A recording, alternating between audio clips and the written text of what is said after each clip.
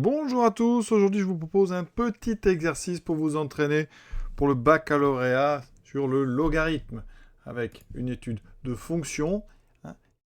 Ici, ça sera la fonction f et on va utiliser pour ça une autre fonction, la fonction g, donc étude de signe, étude d'une dérivée, d'accord, avec un sens de variation, position entre une courbe et une droite, et limite entre deux expressions f de x et x, en plus l'infini, et déduction graphique de ce qu'on obtiendra. Donc on est parti tout de suite avec donc cette fonction g d'expression x de moins 1 plus ln de x sur l'intervalle 1 plus l'infini. On va montrer que cette fonction est positive. Comment on va faire? Bien, moi j'aime bien cette question parce qu'elle permet de dire des choses simples sur les inégalités. Tout d'abord, on est sur 1 plus l'infini. On est sur 1 plus l'infini. Donc, ça veut dire qu'on prend des valeurs de x qui sont supérieures ou égales à 1. D'accord? On sait que le logarithme est strictement croissant sur donc 1 plus l'infini. Et on sait que ln de 1 vaut 0. Donc, ça veut dire qu'ici, ln de x sera supérieur à ln de 1, sera donc supérieur ou égal à 0. Ensuite, on a x carré moins 1. X est supérieur à 1. Donc, x carré est supérieur lui aussi à 1.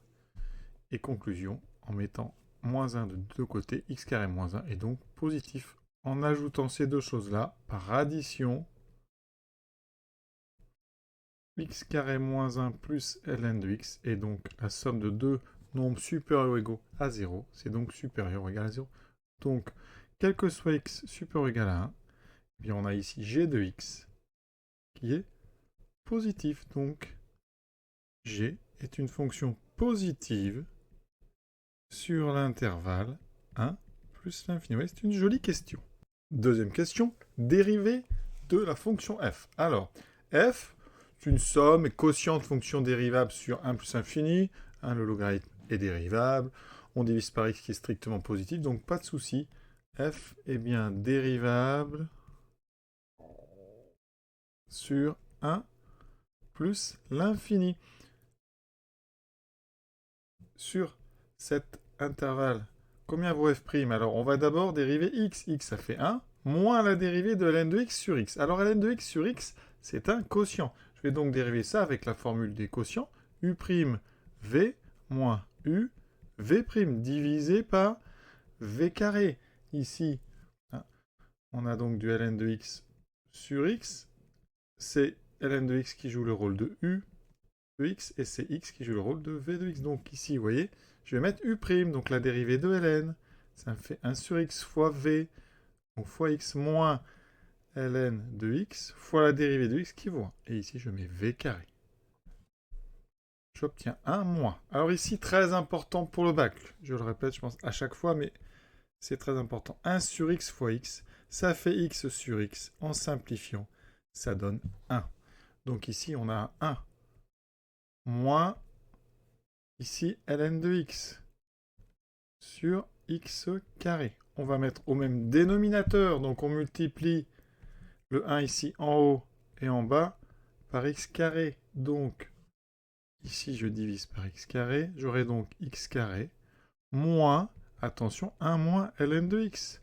Le moins s'adresse au 1, mais aussi au moins ln, donc conclusion, si j'enlève les parenthèses, j'ai x carré moins 1 plus ln de x. Et vous reconnaissez ici l'expression de la fonction g de x. La fonction g ici, c'est g de x sur x carré. Et c'est ce qu'il fallait démontrer. Donc CQ, FD, ce qu'il fallait démontrer. En déduire le sens de variation de f sur 1 plus l'infini. Alors, quand on vous dit en déduire, ça c'est très très important pour le bac, et pour n'importe quel devoir d'ailleurs, ça veut dire que vous allez devoir vous servir de ce qu'on vient de faire. D'accord? Donc ici, on vient de dériver. Pour tout x supérieur ou égal à 1, f' de x vaut g de x sur x carré.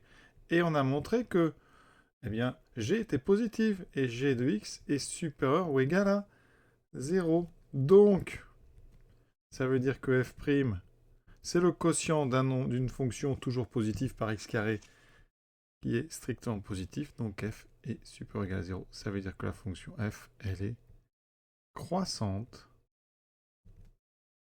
sur 1 plus l'infini. Quatrième question. Étudier la position de la courbe C par rapport à la droite D d'équation y égale x. Alors pour étudier la position relative entre deux courbes, il faut étudier un signe, le signe de la différence. Donc ici, on étudie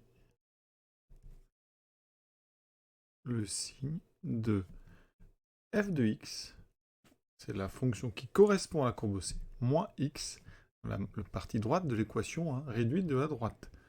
Donc on va regarder.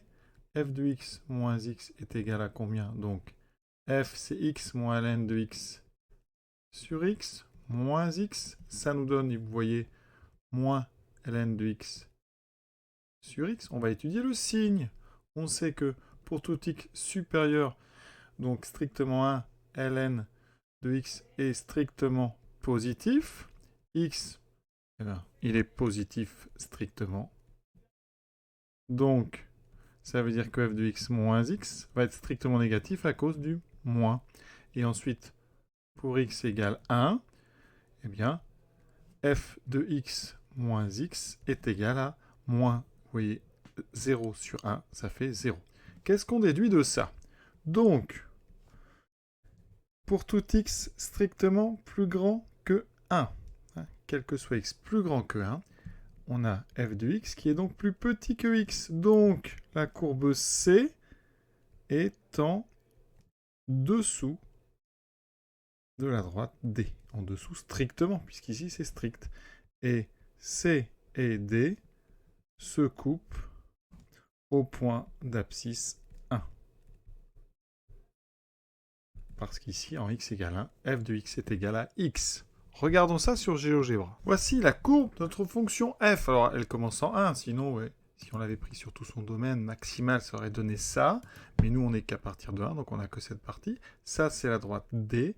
Et vous voyez ici, eh bien, que effectivement, les deux se coupent bien au point d'abscisse 1, et qu'après, eh bien, la courbe C est toujours en dessous, strictement, de cette droite. Conclusion, on se rappelle bien que pour étudier une position entre deux courbes, eh bien, on étudie le signe d'une expression ici. Vous prenez, pour la courbe C, ça correspond à la fonction f, donc on va prendre f de x. Et pour la droite D, on a y égale x, donc on va prendre x. Et on étudie le signe de f de x moins x. Si ce signe est négatif, ça veut dire que ici, eh bien, c'est la courbe C qui est en dessous de la droite. Si le signe est positif, c'est la courbe C qui est au-dessus. Et quand c'est égal à 0, c'est que les deux se coupent. Cinquième question, limite de f de x moins x en plus l'infini. Alors on regarde d'abord f de x moins x. On vient de voir que son expression c'est moins ln de x sur x. Alors attention, moins ln de x sur x, ici c'est une forme indéterminée parce qu'en haut ça tend vers plus l'infini, en bas aussi, il y a un moins devant. Donc il va falloir utiliser un théorème et croissance comparée. Donc croissance comparée, eh bien qu'est-ce qu'elle nous dit? Que la limite quand x tend vers plus l'infini de ln de x sur x, c'est égal à 0. D'accord? Le x est prépondérant, beaucoup plus fort que ln, et emmène tout vers 0. Donc, ça veut dire que la limite de f de x moins x en plus l'infini, eh bien, elle est égale à 0. Qu'est-ce que ça nous dit graphiquement? Eh bien, ça nous dit que quand x va tendre vers plus l'infini, va grandir, eh bien, la courbe et la droite vont avoir une tendance à se rapprocher de plus en plus. Et à l'infini, presque à se confondre. On ne pourra plus faire différence tellement l'écart entre les deux va devenir proche de 0. Donc ici, alors ça n'est pas au programme de terminal, mais on dit que la droite D est une asymptote à la courbe, mais cette fois-ci, ce n'est pas une asymptote horizontale, vous l'avez bien vu, c'est une asymptote qu'on appelle oblique. Donc, il va falloir juste ici, eh bien, dire que, eh bien, avec x qui grandit, les deux courbes ont tendance à se rapprocher de plus en plus, et la distance, l'écart entre les deux tend vers 0. Et vous voyez que sur GeoGebra, on voit bien cette chose-là. Plus on s'éloigne, et plus finalement, vous voyez, la distinction entre les deux courbes est difficile à faire. Et là, on n'est pas sur des si grandes valeurs que ça, on n'est qu'à x égale 30. Vous voyez qu'après, pour des très grandes valeurs, eh bien, il est impossible de faire la différence entre la courbe C et la 3D. Et pourtant, il existe toujours un petit écart entre les deux, puisqu'on a vu ici que C est toujours, quand x est différent de 1, il est strictement plus grand que 1, on a vu que C est strictement en dessous. Donc il y a toujours un petit écart, mais qui a tendance à se tendre vers 0. Voilà, cet exercice est terminé. En conclusion, donc, je vous le dis, on dit que D et t'asymptotes à la courbe C en plus l'infini. Voilà, petit exercice pour vous entraîner sur le logarithme pour le baccalauréat. À très bientôt.